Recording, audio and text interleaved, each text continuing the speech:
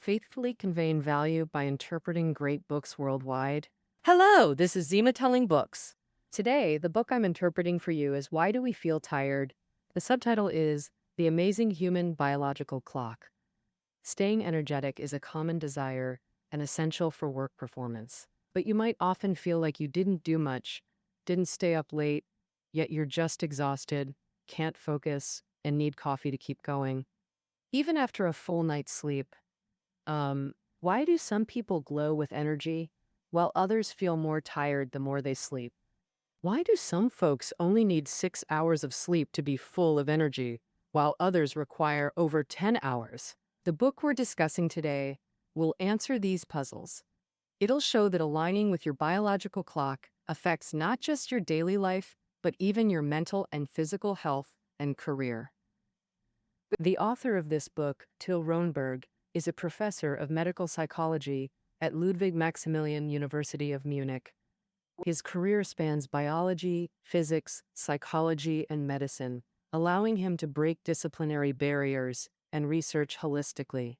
He spent decades studying how human biological clocks vary, especially good at using data to make points clear. This book explains many perplexing sleep phenomena.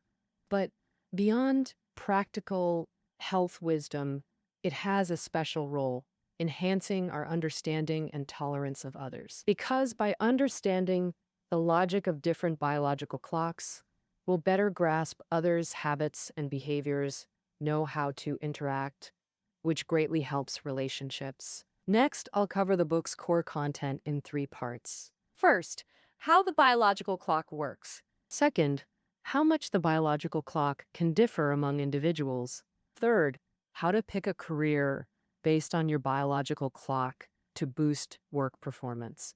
Let's start with the first part, how the biological clock operates. Simply put, the biological clock is like an internal timer that tells organisms when to wake up, be active, and sleep. For instance, waking in the morning and sleeping at night is the most common example. Light plays a key role for the biological clock. Because light signals time changes, organisms adjust their activities by sensing light shifts like day and night cycles. The human body senses light through the eyes. Our 2 eyes receive different visual information. They're like 2 intersecting rivers, converging information to the visual cortex for processing. In the visual cortex, there's a small group of neurons located at the top, forming a tiny core. It's located a few centimeters behind the root of our nose bridge. This is the suprachiasmatic nucleus, where the biological clock resides. The biological clock has 2 main functions. First is regulating the organism's daily rhythm. The process goes like this. We sense light and dark through the eyes, sending day-night info to the suprachiasmatic nucleus, like reporting to a command center, which then makes decisions. And it's time to sleep at night, or it's time to wake up during the day. It sends commands to all parts of the body, making hormones and organs respond accordingly. At this point, you'll feel sleepy or want to wake up.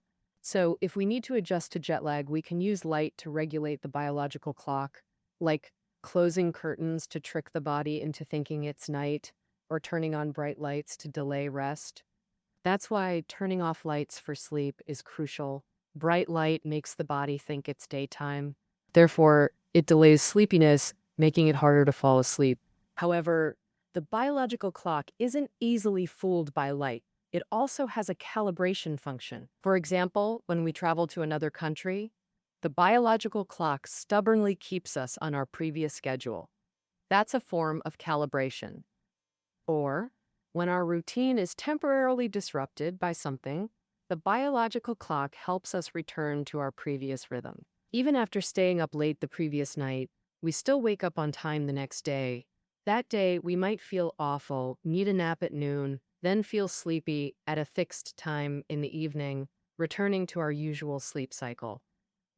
Besides regulating daily rhythms, the biological clock's second function is regulating physiological rhythms. It controls hormone secretion, metabolism, and almost all bodily functions. This shows our body has time-based habits. like feeling hungry at certain times. For instance, few people crave hot pot early in the morning, but in the evening, due to combined hormone effects, we crave heavier, flavorful foods. This timing habit of the body is hormone regulated, a principle now applied in modern medicine. For example, during checkups, we're asked to fast before blood draws, mainly to avoid blood sugar fluctuations after eating. But beyond blood sugar, other blood values vary too. Adrenaline peaks in morning, then drops, and we're told to take meds at specific times. This is because drug responses differ at different times. In pharmacology, there's a key research branch called chronopharmacology. It aims to identify when drugs work best with minimal side effects. The biological clock acts like an invisible conductor, regulating our daily rhythms, and society operates in sync with it. The 9 to 5 schedule and 3 meals routine seem to neatly organize everyone's lives. But does this uniform timetable really suit all? Is someone who can't wake up early and is always late just lazy? Actually, struggling to wake early isn't a moral issue. How much sleep does one need?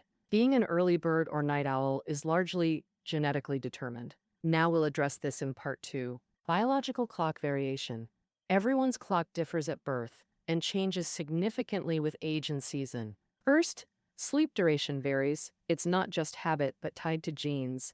Researchers first noticed this with an energetic hamster needing little sleep, sparking curiosity. They studied its chromosomes, found a heritable gene mutation making offspring sleep less. That gene codes sleep duration. Humans are similar. The often cited 8 hours is just average. Actually, that's only true for a quarter. Nearly 60% need over 8 hours. The small group needing 10 plus hours are natural long sleepers. Then there's the tiny group we all envy, those needing less than 5 hours of sleep yet bursting with energy. Beyond sleep duration, being early birds or night owls also varies individually. Now, this relates to specific times for falling asleep and waking. Here we introduce the concept of chronotype. You might have read about larks and owls. These represent two distinct chronotypes. Larks are early risers who wake before sunrise, with bodily functions activating immediately. Owls wake late, typically hitting peak energy in afternoon and thriving at night. Many writers are owls, rising at noon, brainstorming afternoons, and writing fervently after dark. So the question is, if a night owl writer becomes a language teacher, can they handle morning reading classes? Many assume adjusting sleep schedules should be easy. After all, how do people handle jet lag? But the author notes jet lag adaptation just shifts your entire sleep window without changing your chronotype. In other words, if you're an owl, you'll stay an owl, whether in Beijing or Geneva. If forced to wake early locally, you'll still be groggy. This makes 24-hour gyms, now trending, perfectly logical. Some are energized for 5 a.m. runs, while others perform better exercising at night. We must listen to our bodies, understand our chronotype, find optimal routines, and recognize how this knowledge fosters tolerance in relationships. Take couples. One owl and one lark creates friction.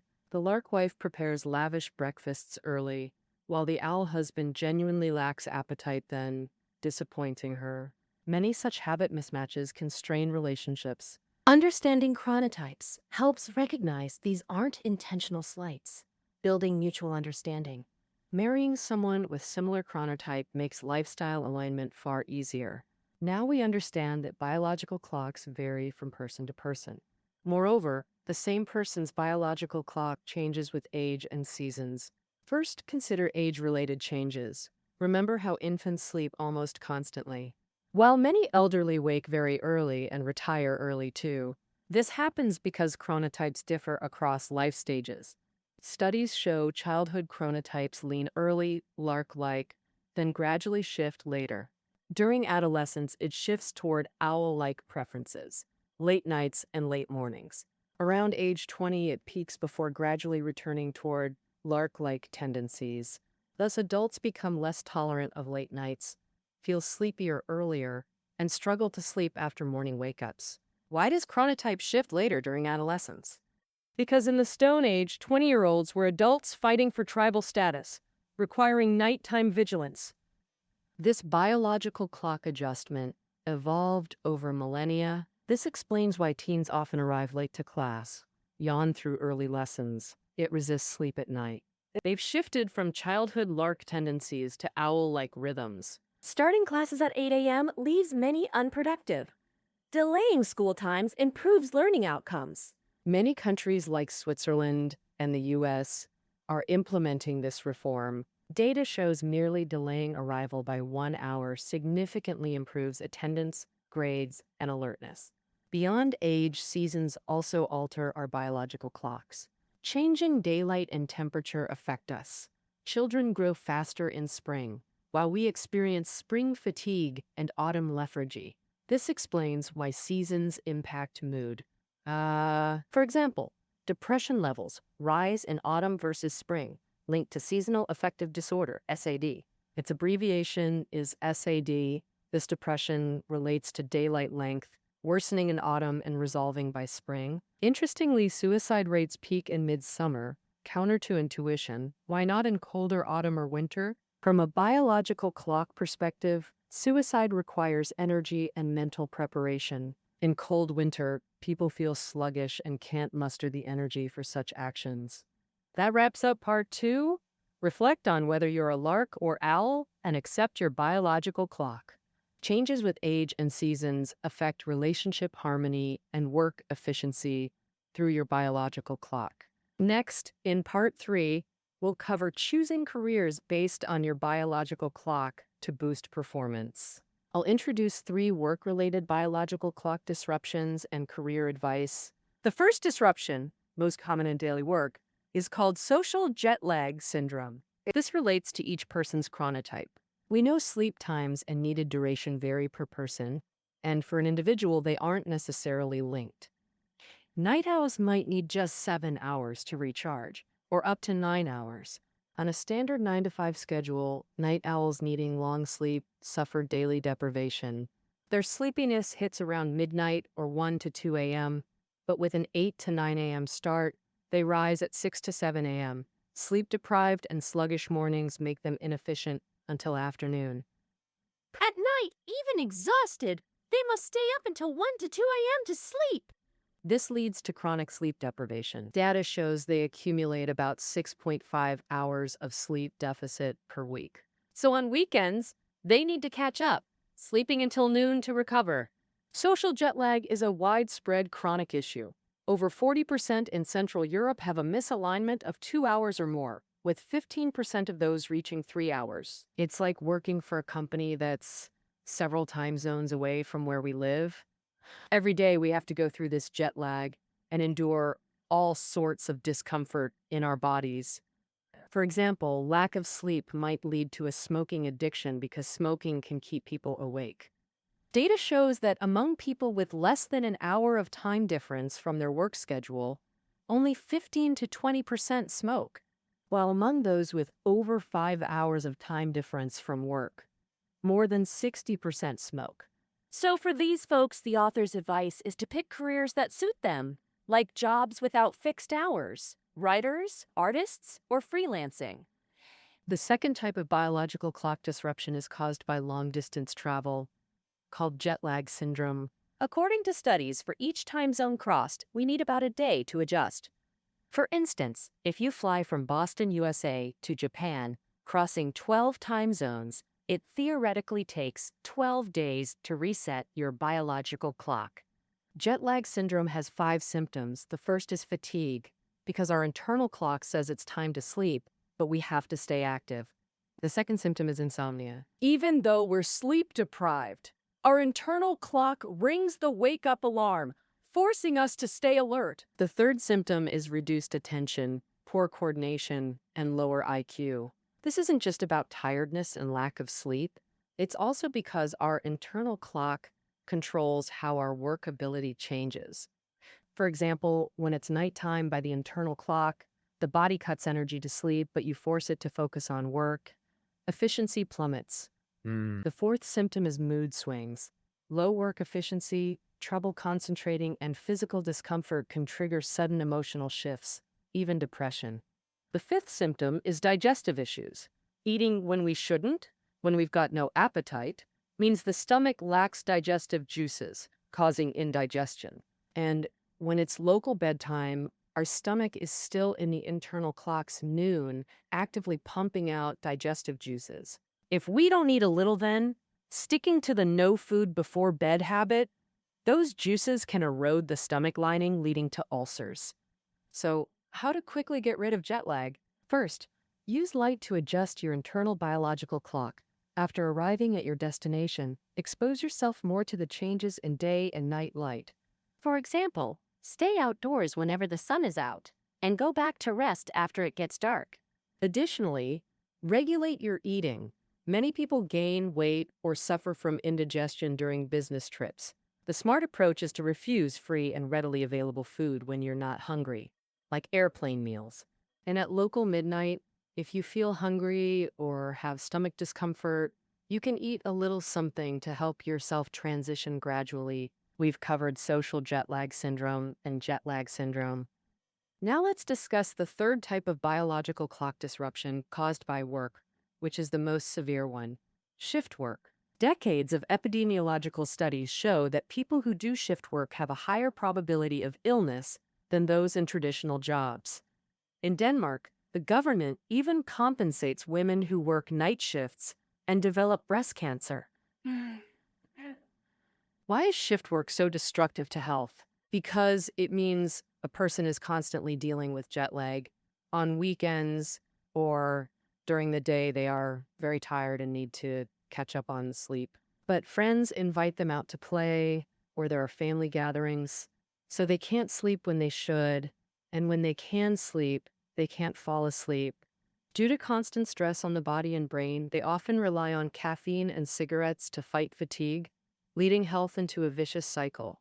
And why does shift work increase the risk of cancer? This is related to a hormone called melatonin. Melatonin can capture free oxygen radicals in the body, which are unstable molecules that easily react with other molecules, causing uncontrolled changes. However, the secretion of melatonin has a circadian rhythm closely related to light and human behavior. Under daylight exposure, when people are awake, melatonin secretion is suppressed, and only after darkness falls and people sleep does melatonin secretion increase.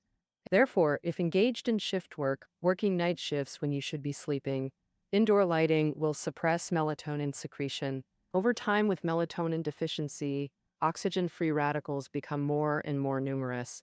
They first damage body cells, then cause chronic diseases and aging, and even damage DNA molecules, leading to cancer. Additionally, shift work causes social crises due to mismatched schedules with society, leading to long-term absence.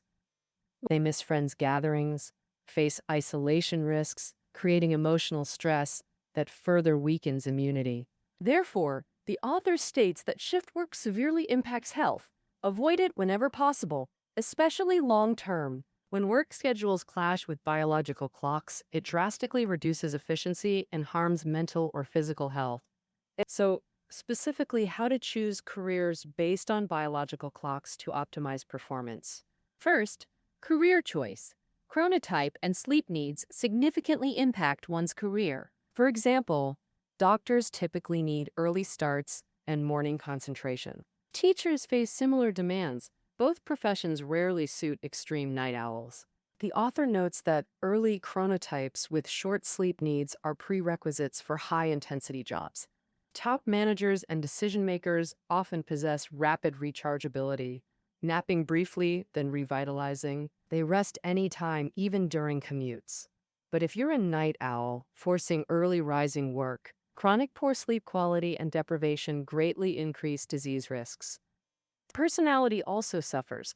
Long-term sleep loss causes irritability and short tempers. But immediately changing careers sounds difficult indeed. If you can't switch jobs yet, what optimizations exist? The author suggests altering commute methods, maximize daylight exposure. For instance, choose bikes or buses over subways. This leverages light variation principles. Smaller light variations push people toward later chronotypes. Larger variations shift them toward earlier chronotypes. The book shares an intriguing case. Twin farm brothers with identical clock genes woke, slept, and yawned simultaneously. Later, one brother worked at a city factory while the other stayed on the farm, leading to changes. The factory worker started resting later and struggling to wake early, becoming a later chronotype. This relates to their light environments. The rural brother spent more time outdoors under natural light, with significant daily intensity variations. The urban brother got weaker daytime light indoors but stronger artificial light at night. Thus, the city dweller experienced smaller light variations, shifting him toward a night owl rhythm. Understanding this principle lets us optimize our biological clocks, maximizing daytime light exposure, increasing variation amplitude, can advance chronotypes, combating insomnia and morning grogginess. Data shows every 2 extra outdoor daylight hours advance your biological clock by about 1 hour. Optimizing your biological clock this way enhances learning, mood, social life, and immunity. This concludes the book's core content. The author emphasizes this book doesn't explain everything via biological clocks. Multiple factors always exist, but highlights an overlooked perspective. He aims to challenge how people still view the world through bias, despite scientific advances. For instance, many attribute national diets solely to culture. But culture may not be decisive. Temperature significantly affects bodily rhythms, hormone secretion, and food preferences. And the author recalls sharing his school start delay theory at a lecture. The physics teacher passionately objected, insisting no delay was necessary, claiming many students were energetic by 7 a.m. The author says that as scientifically trained people, arguing based solely on personal experience without data is unacceptable. Actually, many teachers oppose delaying school start times because they're in middle age, past the night owl phase. They wake early and sleep early. If school times are delayed, these teachers' mornings are wasted, and they have to work later into the evening. Therefore, they oppose schools as educational institutions, planning schedules that balance student and teacher feelings to boost learning efficiency and recognize the biological clock's major life impact. And let us choose lifestyles and careers that better fit our biological clocks. At the same time, let us view everyone's habits scientifically, drop prejudices, and live harmoniously with others. All right, why do we feel tired? That concludes this book's interpretation for you. Book notes are below the audio. See you next time.